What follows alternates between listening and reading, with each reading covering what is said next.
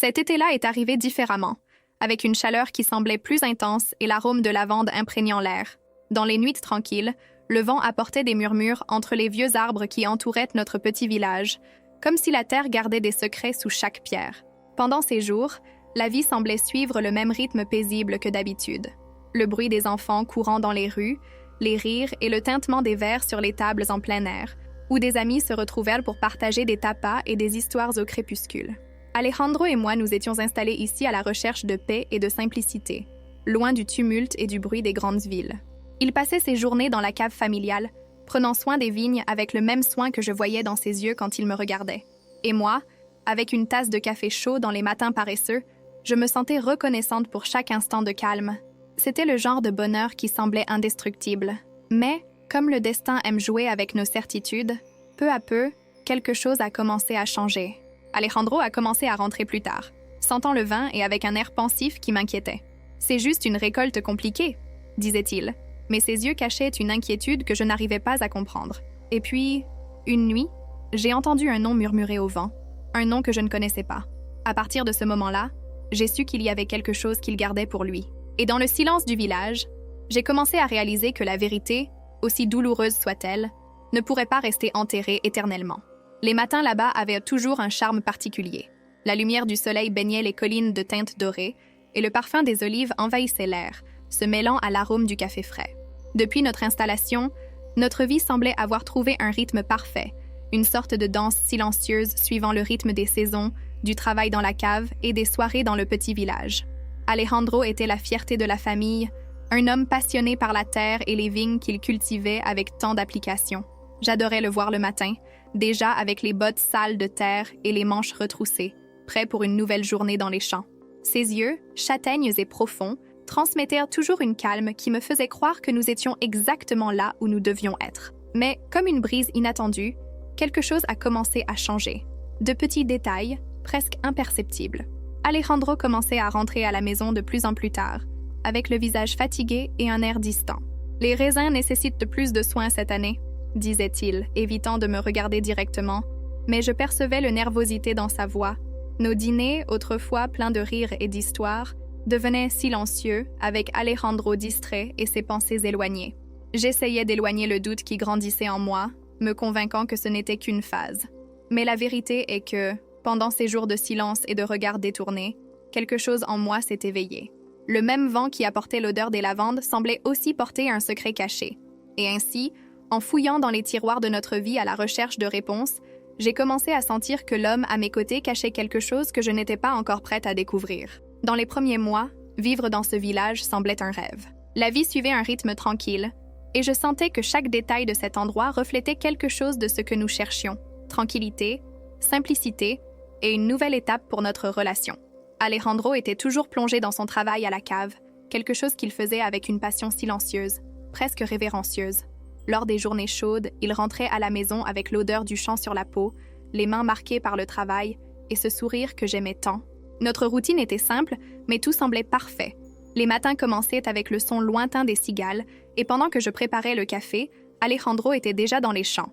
Il disait toujours que prendre soin des vignes était comme prendre soin d'une famille. Cela nécessitait patience, dévouement et une dose d'amour que lui seul semblait comprendre. Je voyais la fierté dans ses yeux quand il parlait des raisins, sur la façon dont la récolte de cette année pourrait être la meilleure qu'ils aient jamais produite. Mais il y avait quelque chose d'autre qu'il ne me racontait pas. Quelque chose que je sentais entre les lignes. Au fil du temps, de petites transformations commencèrent à apparaître, comme des nuages chargés dans un ciel d'été. Alejandro, autrefois si présent et animé, commençait à rentrer à la maison plus tard, épuisé, avec un regard perdu et un silence qui me déchirait l'âme. « C'est juste la récolte », murmurait-il, mais ces mots n'avaient pas la fermeté d'autrefois. Il évitait mon regard, chose qu'il ne faisait jamais, et ses réponses étaient brèves, comme si chaque mot cachait quelque chose qu'il ne voulait pas partager. Un après-midi, alors que j'attendais son retour, j'ai décidé de me promener dans les vignes. Je voulais comprendre ce qui lui volait tant de temps et d'énergie, voir de mes propres yeux ce qu'il insistait à dire qui était si différent. Je marchais entre les ceps, sentant le doux parfum des raisins mûrs. Le ciel était teinté d'orange et de violet, et une légère brise faisait bouger les feuilles, comme si chaque plante avait sa propre vie. Quand je suis rentrée chez moi, Alejandro était déjà là, dans la cuisine, de dos à moi. Il se retourna lentement en me voyant, et pendant un instant, j'ai eu l'impression de faire face à un étranger. Cette expression sur son visage, un mélange de culpabilité et de quelque chose que je ne parvenais pas à déchiffrer. Quelque chose en moi a tremblé. C'était comme si un abîme s'ouvrait entre nous, un vide que je n'avais pas perçu jusqu'alors. Est-ce que j'imaginais des choses? Ou Alejandro cachait-il vraiment quelque chose? Au dîner, j'ai essayé d'aborder le sujet, mais il a détourné la conversation, disant que c'était juste de la fatigue, que les choses se calmeraient après la récolte. « Ne t'inquiète pas, mon amour, » me dit-il, en touchant ma main. Mais la chaleur de ce contact semblait moins intense qu'auparavant, comme si quelque chose éteignait la flamme entre nous. Ces petites transformations ont commencé à me tourmenter. Le village, autrefois si accueillant, semblait désormais chargé d'un secret, quelque chose caché entre les rues étroites et le murmure du vent. Je me retrouvais à regarder par la fenêtre, me demandant ce que je pouvais encore ignorer. Quelle vie Alejandro menait au-delà de notre maison. Si jamais tu as ressenti cette inquiétude, tu sais à quel point cela peut nous consumer. Parfois, la vérité est plus proche que nous ne l'imaginons, attendant le moment propice pour apparaître, et une fois qu'on tire sur le premier fil, il n'y a plus de retour en arrière. Dans les jours qui suivirent, la sensation d'inconfort ne fit que croître. Alejandro restait distant, perdu dans ses propres pensées. Et bien que j'essayais d'ignorer la situation, c'était comme si quelque chose l'avait transformé en une autre personne. Je commençais à observer de petits détails, la façon dont il regardait vers l'horizon, comme s'il attendait quelque chose ou quelqu'un, la manière dont il répondait à mes questions avec des détours, le silence qui s'imposait entre nous lorsqu'il revenait des vignes, comme si les mots ne pouvaient combler le vide grandissant. Un après-midi, je décidai de faire quelque chose que je n'avais jamais fait auparavant. Je cherchais un vieux album photo caché au fond de notre armoire. Ces images avaient capturé des moments précieux, des souvenirs de nos premières années ensemble, avant de venir au village, avant cet étrange abîme qui nous séparait maintenant. En feuilletant les pages, je vis des photos de nous deux souriants, les bras enlacés tout en explorant le monde. Comment les choses avaient-elles pu changer si rapidement? En regardant les photos, je me rappelais quelque chose que l'on m'avait dit sur le village. C'était une vieille histoire, une rumeur qui circulait parmi les plus anciens habitants, au sujet d'une promesse rompue qui hantait une famille de la région. On disait que l'amour, lorsqu'il est trahi, laisse des marques profondes et qu'une fois découvert, le prix à payer est élevé. À ce moment-là, je me retrouvais à me demander si Alejandro pourrait être impliqué dans quelque chose que je n'aurais jamais imaginé. C'était une idée absurde, mais cette pensée me poursuivait. Le lendemain, je décidai de l'affronter, mais il sortit tôt et ne revint pas pour le déjeuner, comme il en avait l'habitude. La journée passa et la nuit tomba silencieuse et dense. Quand il arriva enfin, il évita mon regard, murmurant un « bonne nuit » hâtif avant de disparaître dans la chambre. Cette distance qu'il imposait entre nous était insupportable. Je me sentais piégée dans un labyrinthe de doutes et de questions sans réponse. Le lendemain matin, je décidai que j'avais besoin d'un conseil, de quelqu'un qui connaissait Alejandro et pourrait m'aider à comprendre ce qui se passait. Je cherchais Sofia, une amie proche et voisine. C'était une femme sage, habituée à écouter sans juger, quelqu'un que j'admirais toujours pour sa franchise et sa sérénité. Assise dans le petit café du village, je lui racontai l'inquiétude qui me consumait, le comportement d'Alejandro et la sensation qu'il me cachait quelque chose. Sofia me regarda longuement, en silence, avant de prendre ma main. Parfois, le silence de celui que nous aimons cache des secrets que nous ne voulons pas entendre, mais que nous avons besoin de découvrir, dit-elle d'une voix tranquille. Ces mots résonnèrent en moi. Elle suggéra que je laisse de l'espace à Alejandro, que je l'observe de loin, comme une manière d'essayer de comprendre ce qui se passait dans son esprit. Mais au fond, je savais que je ne trouverais de réponse qu'en affrontant ce qui se passait entre nous. Cette nuit-là, en attendant Alejandro, je ressentis un poids dans ma poitrine, comme si j'étais sur le point de franchir une ligne dont je ne pourrais revenir. Il arriva enfin, plus tard que d'habitude, et au moment où il entra, je réalisai qu'il apportait avec lui quelque chose qui le consumait. La lumière du village semblait projeter des ombres plus profondes, et à chaque mouvement de lui, ma suspicion se renforçait. Si un jour vous avez ressenti que quelque chose était en train de changer, comme si une ombre s'approchait lentement, vous savez combien cette sensation peut être dévastatrice. Parfois, la vérité est à portée de main, mais nous avons besoin du courage de tirer sur le premier fil. Avez-vous déjà été confronté à une situation où le doute s'est transformé en quête de réponse? Peut-être est-il temps de découvrir ce qui se cache dans le silence. Au fur et à mesure que les jours s'allongeaient, je me retrouvais de plus en plus perdue dans un labyrinthe de doutes et de pistes déconnectées. Alejandro continuait de rentrer tard, avec un regard de plus en plus distant chaque jour. Lorsque j'essayais de lui parler, il me répondait par des phrases courtes, évitant les détails, et ce qui était autrefois une communication ouverte semblait maintenant un jeu de miroir. Je ne savais plus ce qui était vrai et ce que mon esprit inventait pour combler les vides laissés par le silence. Une nuit, fatiguée de l'attente et du poids que cette méfiance entraînait, je décidai que j'avais besoin de trouver des réponses, aussi douloureuses soient-elles.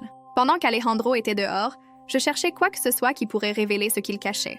Je fouillais notre chambre, passant mes doigts sur les tiroirs, comme si chaque objet avait une histoire à raconter. Enfin, je trouvais une enveloppe cachée entre quelques livres sur l'étagère. Il n'y avait pas de nom, ni d'expéditeur, juste une lettre jaunie par le temps. J'ouvris l'enveloppe avec des mains tremblantes et, en lisant ces mots écrits dans une calligraphie élégante, je ressentis un frisson dans le dos. La lettre n'était pas récente. Elle semblait avoir été écrite il y a de nombreuses années, mais elle parlait de promesses, de sentiments, et mentionnait un nom que je ne reconnaissais pas. C'était un message chargé d'émotion et de nostalgie, et l'intensité des mots me laissa sans voix. Était-il possible qu'Alejandro entretienne une connexion avec quelqu'un qu'il ne m'avait jamais mentionné? Au fond, nous savons toujours quand quelque chose ne va pas, mais parfois nous choisissons d'ignorer les signes. Cette nuit-là, avec la lettre en main, je sentis qu'une partie de mon cœur se brisait, non seulement à cause de la suspicion, mais aussi à cause de tous les doutes que cela engendrait. Était-ce là une ombre du passé qu'il ne pouvait pas laisser derrière lui, ou quelque chose de plus proche, quelque chose qu'il cachait dans notre propre village? Cette découverte me fit réfléchir sur combien de fois nous nous engageons dans une vie avec l'illusion que nous connaissons vraiment les personnes à nos côtés. Mais la vérité est que chacun garde des secrets, des morceaux de lui-même que le temps ne peut effacer. Ces secrets nous maintiennent-ils en vie ou nous détruisent-ils lentement? Lorsque Alejandro rentra à la maison cette nuit-là, quelque chose avait changé en moi. Au lieu de le questionner, je restais silencieuse, observant ses gestes, chaque regard furtif, chaque mot murmuré. Et pour la première fois, je réalisais à quel point j'étais moi aussi devenue une étrangère pour lui, quelqu'un qu'il ne reconnaissait peut-être plus. La lettre apporta plus de questions que de réponses, mais elle me donna la certitude que j'avais besoin de savoir jusqu'où allait ce secret. Et ainsi, je continuais en silence, suivant ses pas avec l'espoir de trouver un indice, un signe qui révélerait ce qui était caché entre nous. Si vous avez vécu quelque chose de similaire, vous savez combien la vérité peut être une épée à double tranchant, combien nous pouvons avoir envie de savoir, mais en même temps craindre ce que cela peut signifier. Parfois, nous avançons, mais sommes-nous prêts à découvrir ce qu'il y a derrière chaque porte? Les jours suivants furent un mélange de doute et de silence. La lettre que je trouvais semblait apporter une présence invisible dans notre foyer, quelque chose qui habitait l'espace entre moi et Alejandro, mais que ni l'un ni l'autre n'osait mentionner. Même sans l'affronter directement, je me suis rendu compte qu'il était conscient de mon inquiétude, et cela ne faisait qu'accroître la distance entre nous. Alejandro essayait de maintenir la routine, sortant tôt et rentrant tard, toujours avec l'excuse que la récolte exigeait plus que ce qu'il pouvait donner. Mais ce qu'il ne disait pas, c'était ce qui m'inquiétait. J'ai remarqué comment il évitait d'être à la maison, comme si ce lieu, autrefois notre refuge, était devenu un fardeau. Je ressentais aussi le poids d'un secret dont je ne connaissais même pas complètement la nature. Un après-midi, j'ai décidé de retourner à la cave seule, peut-être à la recherche de réponses, peut-être juste pour affronter de front ce qui nous éloignait tant. L'endroit était désert, avec les champs de vignes s'étendant à perte de vue. Je marchais entre les plants, écoutant le murmure des feuilles, comme si elles-mêmes gardaient les mots qu'Alejandro ne voulait pas dire. En explorant, je trouvai une petite cabane à côté des vignes, un endroit que je n'avais jamais remarqué auparavant. En m'approchant, je sentis mon cœur s'accélérer, comme si c'était un seuil que j'avais peur de franchir. J'hésitai un instant, mais la curiosité l'emporta. La porte était seulement entrebâillée, et en la poussant, je découvris un intérieur simple mais ordonné, avec une table en bois, quelques bouteilles de vin et des cahiers empilés. Je m'approchai des cahiers. Les pages étaient remplies d'annotations détaillées sur la cave, mais aussi de notes personnelles, de réflexions d'Alejandro que je n'avais jamais lues. C'était comme des fragments de pensée qu'il versait en secret, des pages griffonnées avec des désirs, des doutes et une sensation d'inquiétude. Dans certaines lignes, il parlait de la famille, des héritages et des traditions qu'il portait, mais aussi de rêves qu'il semblait avoir abandonnés au fil des ans. Plus je lisais, plus je comprenais le conflit qu'il portait en lui, une lutte intérieure entre ce qu'il sentait être son devoir et ce qu'il désirait réellement. Une étrange douleur me traversa en réalisant qu'il avait peut-être renoncé à une partie de lui-même pour vivre la vie qu'il croyait juste à mes côtés. Et pendant un moment, je fus envahie par un sentiment de culpabilité. Nous étions si concentrés sur la construction d'une vie ensemble, sur la création d'une routine parfaite, que je n'avais peut-être jamais vraiment vu qui était Alejandro dans son intégralité. Ses secrets et désirs cachés étaient-ils une manière de se protéger de moi, de nous? Lorsque je sortis finalement de la cabane et rentrai chez moi, je ressentis un mélange de soulagement et de tristesse. La présence de ce passé, ces annotations silencieuses, m'avait révélé un Alejandro que je n'avais jamais pleinement connu. Mais, en même temps, je ne savais toujours pas si cela était tout ou seulement la surface de quelque chose de plus profond. Si tu t'es déjà retrouvé dans une relation où les mots ne suffisent pas à expliquer ce que tu ressens, tu comprends à quel point il est douloureux de découvrir que nous ne connaissons pas complètement celui que nous aimons. Parfois, le silence peut être plus assourdissant que n'importe quelle dispute, et peut-être que c'est là que se cache le véritable secret. Après cette découverte dans la cabane, quelque chose en moi s'apaisa, mais la sensation d'incomplétude persistait. Je sentais que j'étais au bord d'une vérité plus grande, quelque chose qui pourrait non seulement répondre à mes questions, mais changer complètement le cours de ma vie avec Alejandro. Cette nuit-là, je pris une décision. Je l'affronterais, indépendamment des conséquences. Il était nécessaire de savoir jusqu'où se trouvait l'abîme qui nous séparait, et si c'était le cas, de faire face à ce qui était caché dans l'ombre. J'attendis qu'il rentre à la maison. Le silence qui semblait auparavant sûr était maintenant dense, presque oppressant. Alejandro entra et se dirigea directement vers la chambre, comme s'il pressentait ce qui était sur le point d'arriver. Je respirai profondément et le suivis, décidé à ne pas laisser passer cette occasion. Quand j'entrai, il était assis au bord du lit, les mains jointes et le regard fixé sur le sol, comme s'il attendait quelque chose. Je m'assis à ses côtés, laissant le silence s'installer jusqu'à ce qu'il me regarde enfin. « Alejandro, nous devons parler », commençai-je, essayant de garder la voix ferme, bien que mon cœur battait fort. Il acquiesça, sans dire un mot, et le silence entre nous était presque palpable. « J'ai trouvé la lettre », confessai-je, observant sa réaction. Une ombre de surprise traversa son visage, mais il détourna rapidement le regard, comme s'il faisait face à une vérité douloureuse. Il respira profondément et, finalement, commença à parler. « Cette lettre est une partie de quelque chose que je n'ai jamais laissé derrière moi, » confessa-t-il, la voix entrecoupée. Il me raconta une passion ancienne, quelqu'un qui avait marqué profondément sa vie avant que nous nous rencontrions. C'était une histoire d'amour interrompue par des circonstances et des choix qu'il n'avait jamais réussi à surmonter complètement. Et là, sous la douce lumière de la lampe, Alejandro me révéla que le poids de ce passé l'accompagnait, silencieux et constant, influençant chaque décision qu'il prenait, même dans notre vie ensemble. En écoutant ces mots, je fus envahi par un mélange de soulagement et de tristesse. Ce n'était pas exactement ce que je redoutais, mais ce n'était pas non plus la vérité que je souhaitais entendre. Je pensais connaître Alejandro, mais je réalisais qu'il était aussi fait de parties qu'il n'avait jamais partagées.